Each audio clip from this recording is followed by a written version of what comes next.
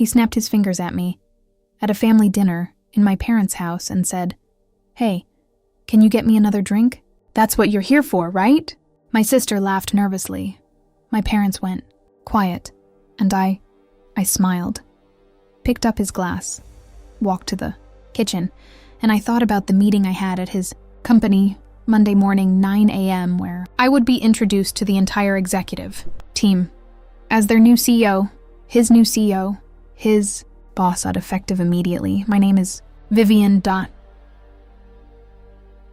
36 years old, and for as long as I can remember, I have been the quiet sister, not the invisible one, not the unsuccessful one, just the quiet one, the one who didn't need the spotlight because she was too busy building something in the dark. My sister Natalie is 3 years older, beautiful, social, magnetic, in the way that fills rooms without effort.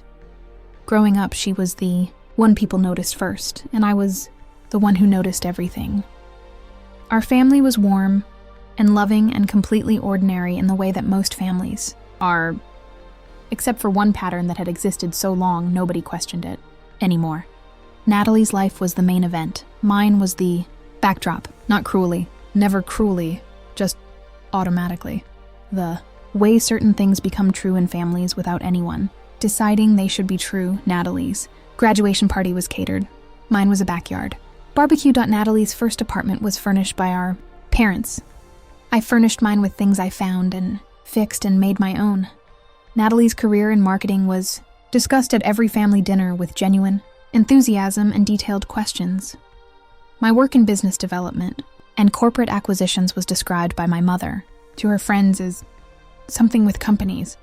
I loved my family. I want to be clear about that. I also understood very early that the love in our family expressed itself differently depending on who was receiving it, and I had made peace with that.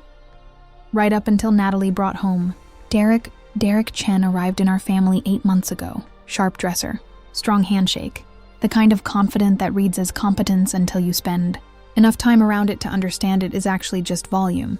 He worked as a senior director at a mid-sized tech company called Arceon Systems. He talked about it constantly. The deals he was closing, the decisions he was influencing, the trajectory he was on.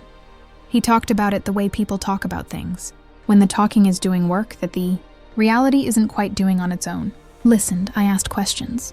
I was polite, because Natalie loved him and Natalie's happiness mattered to me genuinely, and I had no reason yet to be anything other than the quiet sister welcoming someone new into the family. The first incident was small, family dinner. 6 weeks after I met him, I was helping clear the table when Derek said, "Oh good, while you're up, can you grab me a beer from the fridge?" Not please, not thank you, just the assumption that because I was standing and moving, I was available for his requests. I got the beer. Didn't say anything, Natalie. Didn't say anything. My parents didn't say anything, and Derek didn't think anything of it because Derek had already decided what category I belonged in. The second incident was less small. A family gathering for my father's birthday had organized the entire thing.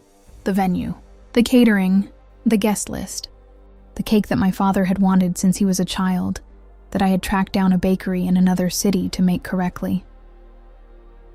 Derek arrived, looked around, nodded approvingly, and said to Natalie, "Your family's event planner did a good job."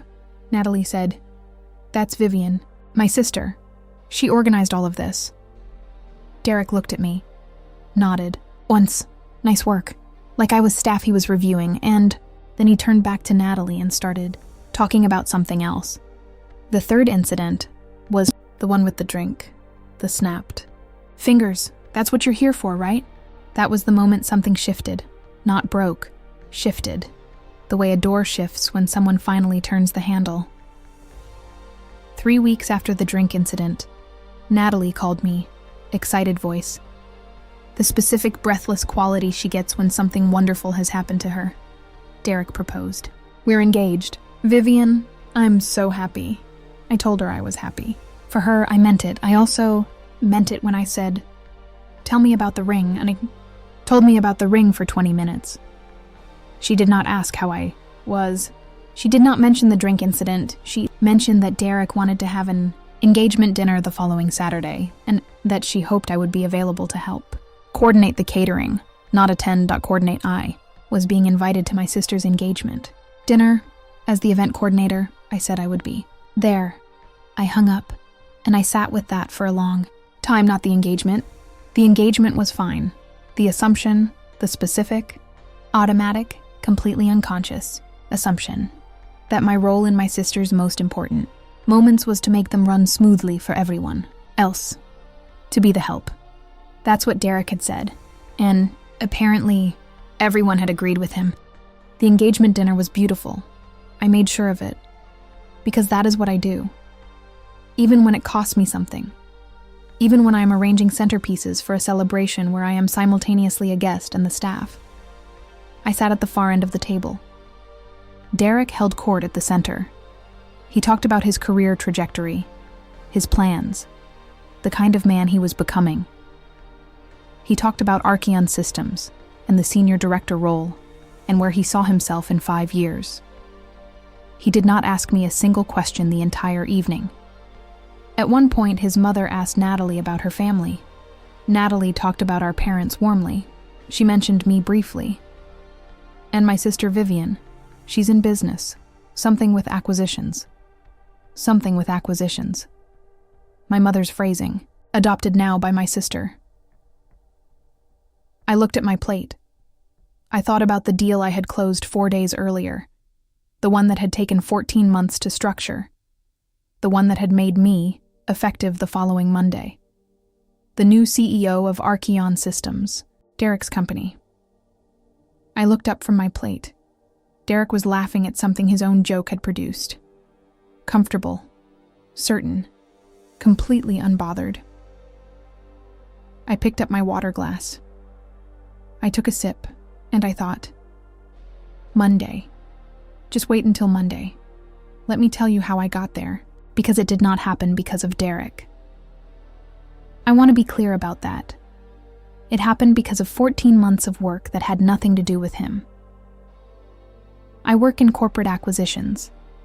Specifically, I work in identifying undervalued mid-sized tech companies with strong product foundations and leadership gaps, and acquiring them on behalf of investment groups who then restructure and scale. It is detailed work. Patient work. The kind of work that happens in rooms nobody photographs and produces results that show up in boardrooms 6 months later. I had identified Archeon Systems 11 months before Derek walked into my family's life. Not because of him. Because the company had a genuinely strong product architecture and a leadership structure that was not, let's say, optimistically described in their investor materials. The acquisition took 14 months to structure. Due diligence. Valuation. Negotiation. Board approval. Regulatory review. 14 months of work, and at the end of those 14 months, the investment group I was leading the acquisition for asked me one question. Who do we put in the CEO seat? I had a candidate in mind. Myself. Not because of Derek, because I had spent 14 months learning every corner of that company, and I knew exactly what it needed, and I knew I was the right person to deliver it. The board agreed. The appointment was finalized on a Wednesday. 2 days after the engagement dinner. 2 days after. Something with acquisitions. The official introduction to the executive team was scheduled for Monday morning, 9 a.m. full team assembly. The current senior leadership, including all directors, would be introduced to their new CEO, including one senior director named Derek Chen, who had snapped his fingers at me 3 weeks earlier and asked if getting him drinks was what I was there for. I did not engineer this. I did not plan it as revenge. But I would be lying if I said I didn't think about his face every single day between Wednesday and Monday. Monday morning, 8:55 a.m. I walked into Archeon Systems for the first time as its CEO. I had been in the building before, 3 times, during due diligence, always with a different name on my visitor badge, always in a different context. The executive team was assembled in the main conference room, 12 people. I recognized most of them from the org chart I had reviewed so many times it was memorized. I recognized Derek immediately. He was near the back of the room. Good suit, relaxed posture. The posture of a man who was expecting a routine Monday morning meeting and had no particular reason to think otherwise. He did not recognize me. Of course he didn't. I was Natalie's sister, the one who coordinated catering, the one who got his drinks, something with acquisitions. The board chair, a man named Gerald, stood at the front of the room. He said, "Thank you all for being here. As you know, Archeon has completed a significant ownership transition. We are excited to introduce the person who led that acquisition and who the board has appointed as our new chief executive officer." He turned. He gestured toward me. "Please welcome Vivian Chen." I walked to the front of the room. I looked at 12 faces. 11 of them were the faces of people processing new information. One of them was the face of a man whose expression was doing something I had never seen a human face do before. It was cycling. Recognition first, confusion second, the specific calculation of someone trying to reconcile two completely incompatible pieces of information. The woman who got my drinks at a family dinner is standing at the front of my company, being introduced as my CEO. I looked at Derek. He looked at me. I smiled.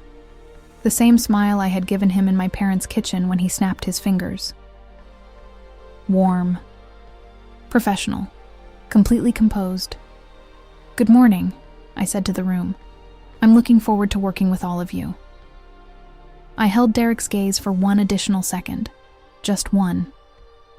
Then I looked at the rest of the team and I started talking about the company's future, because I had work to do, and I had always been very good at work.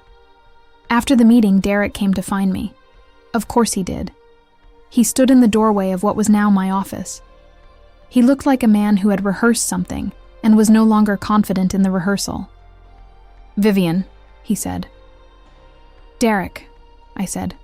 "Close the door, please." He closed the door. He sat down across from me, and for the first time since I had met him 8 months ago. Derek Chen did not know what to say. I let the silence sit for a moment. Then I said, "I want you to know that this position has nothing to do with our personal connection. The acquisition was in process before Natalie introduced us. My appointment was based entirely on the board's evaluation of my qualifications." He nodded. "I also want you to know," I said, "that I intend to evaluate every member of this leadership team on their actual performance and contribution, the same standard for everyone." He nodded again, more carefully this time. "Is there anything you'd like to say?" I asked. He was quiet for a moment. Then he said, "I didn't know." "I know," I said. "I should have asked," he said quietly. "Yes," I said. "You should have." I opened my laptop. "I'll see you at the Wednesday leadership meeting," I said. "My assistant will send the agenda." He stood up. He walked to the door. He stopped. "For what it's worth," he said without turning around.